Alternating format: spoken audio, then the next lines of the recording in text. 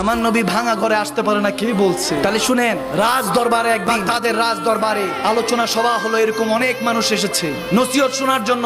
এক মা তার মেয়েকে নিয়ে ওই নসিহত শোনার জন্য গিয়েছে। যখন নসিহত শোনার জন্য ভিতরে প্রবেশ করছিল, ওখানে প্রজা আটকে দিল, বলতেছে ইনভাইটেশন কার্ড হ্যাঁ আপকে পাস? একটা ইনভাইটেশন কার্ড লাগবে, ওটা কি আছে? বলে না, আমাদের কাছে কিছু না, আমি তো ভেবেছি কোরআন সুন্নাহর মেহফিল হবে, আমরা শুনতে এসেছি, এখানে যে কার্ড লাগে এগুলো তো জানি না। বলে কার্ড ছাড়া ঢুকা যাবে না। এখন ছোট্ট মেয়ে মার দিকে তাকায় আছে ফেল ফেল করে। মা কি বলবে? মা বলতেছে ঘবরাও মত মেরে হুজুর, বাস দালান কোঠা মে नहीं आता झोपड़ी में भी आता है।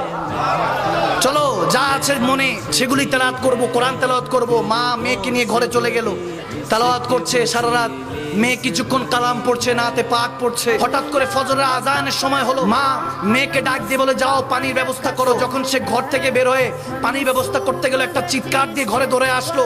এসে বলতেছে মা, কে জানি আমাদের ঘরের চৌকাঠ চুমু খাচ্ছে। মা